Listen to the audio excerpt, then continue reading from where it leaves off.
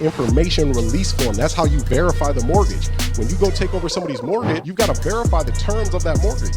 We trust, but we verify, right? They say, oh, I'm not behind on my payments. Yeah, I'm all caught up. Matter of fact, I think I paid ahead a little bit. Yeah, you get to the closing table, they behind 15,000. You like, what the? You should. Marilyn Monroe's estate still is not settled. She died, what, 70 years ago or something? Yeah, it still ain't settled.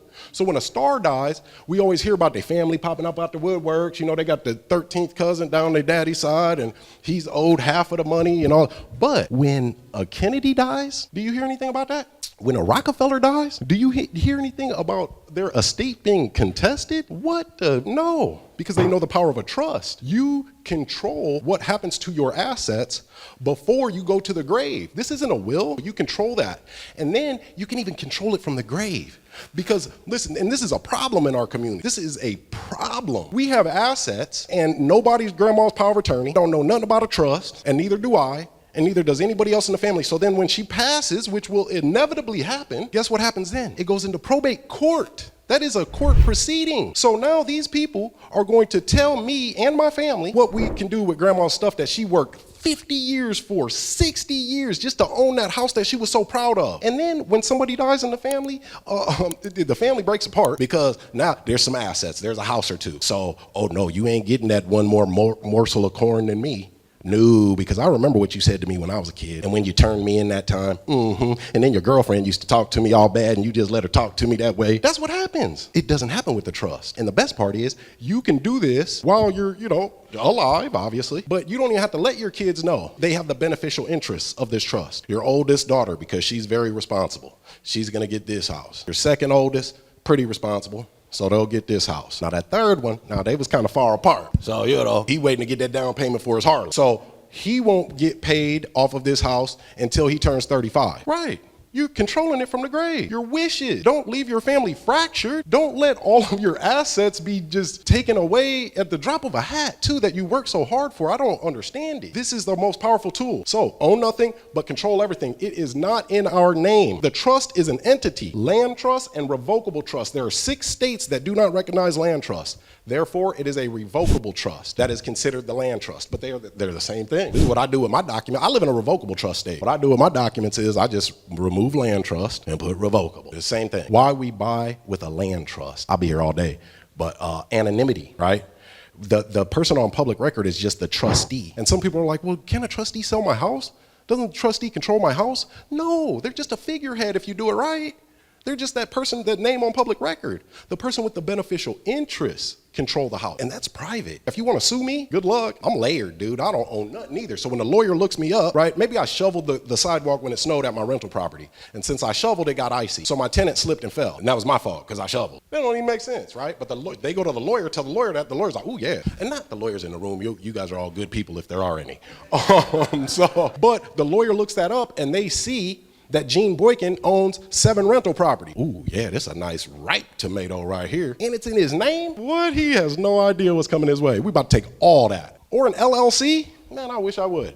So if your assets are in an LLC and something happens with your LLC, guess what they go after? It's an LLC, it's limited, so they don't go after you, they just go after your stuff. We have a separate trust for every property, and they're simple to set up. A separate trust for every property, but we don't have all those separate bank accounts like LLCs and all that stuff. You don't got to do none of that. You just have a personal property trust or your bank account. All the money goes there. And that trust, that personal property trust doesn't even operate. It's just your bank account trust, so nobody even knows that exists. It's a beautiful thing. So this is one of the many reasons, anonymity. Your name is not on public record. So the lawyer looks you up now, and you came and you talked to Gene and the Go-Getter family. So now your name's not on public record. You don't own nothing. They look you up and they're like, oh, the lawyer said, yeah, we usually take a contingency, take it on a contingency basis, but times are kind of tough, so we're gonna need $10,000 retainer for that tenant that went down and talked to the lawyer. Does that tenant got 10 grand? No. And even if they did, they gonna go after me, and guess what? I don't own nothing. You ain't gonna get nothing. I don't own nothing. My trust own everything. It's beautiful. It is the most beautiful thing I've ever. Layers of protection. When you do it at a sophisticated level, you just have different trusts as have the beneficial interests of each other. There's a lot to go into.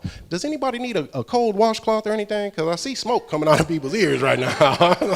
Slow down, Gene. I love this stuff. I love it. it, man. And then estate planning, probate avoidance. You do not want to go to probate, y'all. If you own a house, please do something, at least a will. Because if it goes to probate, well, then the court decides. And guess what the court and the lawyers are doing? Billable hours. So for anybody that comes and contests that estate, well, that lawyer's got to go, check their background and, check their credit and all that, make sure they're, related. And guess what they're doing? Cha-ching, cha-ching. They're taking it out. At least he came in with sunglasses on. Okay, brother, I like it. So yeah, he came in smooth, So they're chinging it up. The lawyers, it's billable hours because they sell their time too. So they want to take that from us. And grandma didn't have this information. My grandma didn't. My grandma owned two rentals. She owned her house and a rental in South Sioux City, Nebraska. She's from Shaw, Mississippi. My grandfather's from Greenville, Mississippi. Don't you know when she died, they sold her house for $70,000 and they sold it to the hotel that was built Caddy Corner because that was a great piece of property and it was blocking their view, right? You couldn't see a direct sight to the hotel. Man, they sold it for $70,000. My grandma worked hard for that, hard. Man, what? Oh my goodness, I couldn't believe it. So we can avoid all that. We don't have to go through that. And then this is how we buy subject to as well. The rules of the wealthy and the elite, guys. I'm giving you guys a lot of information and I'm only giving you guys this much information because I'm in Birmingham, Alabama. I feel honored. There's a lot of history here. I've been through a lot of things in life, so I worked on my mind. And the president of the chapter of NAACP in my city, oh, Gene, man, you'd be great, helping me out. Because I forced our city to get body cameras, the police officer. But I had to play chess with these people to do it. So he said that to me. And I'm like, oh, no.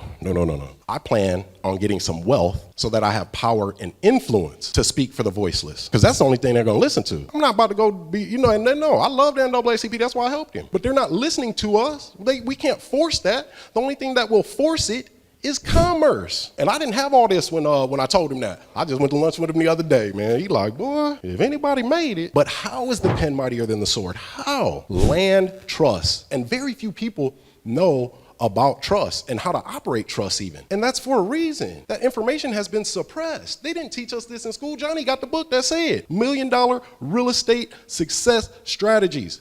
What they forgot to teach us in school. It must have been a bad day. Their intermittent Alzheimer's had kicked in or something. Like, no, they don't want us to know this. If you're in one of the 6 states, I haven't checked Alabama. I don't know. I don't do any business down here yet, but I will be very soon. We in Atlanta, ain't we, Naomi? That's right. Standard assignment of beneficial interest. The important document besides the trust document itself. That is the person that has the power. That is a private document. It's the law. And if you go to an attorney, listen to me, if you leave here today and you say, you know what, I think it's a good idea to get a trust. If you go to an attorney and he says, okay, yeah, we're going to name that trust your name, run the other way, please.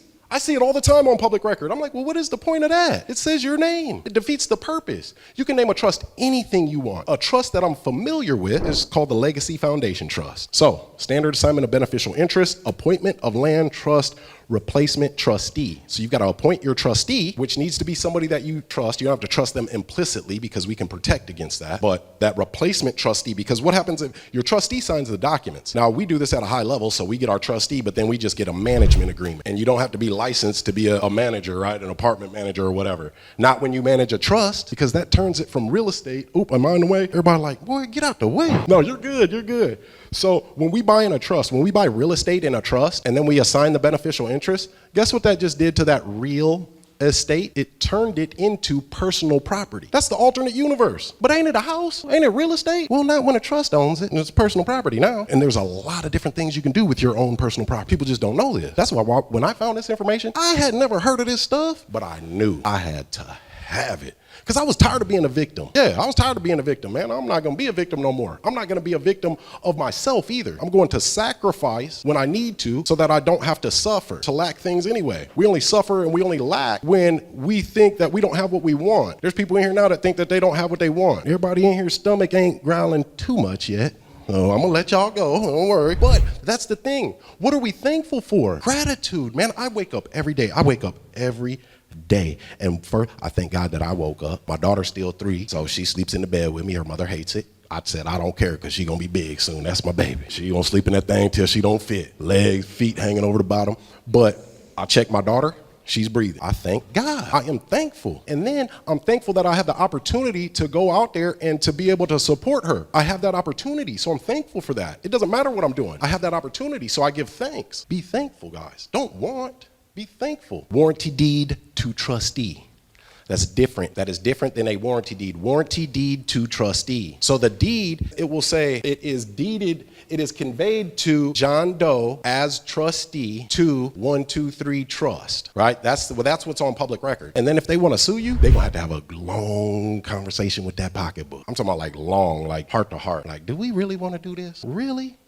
And then if you have a personal property trust have the beneficial interest, well, guess what? When they find out who has the beneficial interest and then they find out it's a personal property trust, guess what they got to do? They got to have another conversation. That one probably ain't going to go the same way as the first one, though. They like, we ain't doing this no more because whoever behind this is pretty smart. Trust owns, you control. That's the whole thing with it. The trust owns it, but we control it. Own nothing, control everything. This is what the wealthy do. Contract clauses, super important. You're assigning beneficial interest. So you want to watch how you do that unless you get taught properly, which I would suggest. Don't just go out and try to create trust on your own. Call somebody. Words matter. And they put different definitions on words in different scenarios. What does that mean?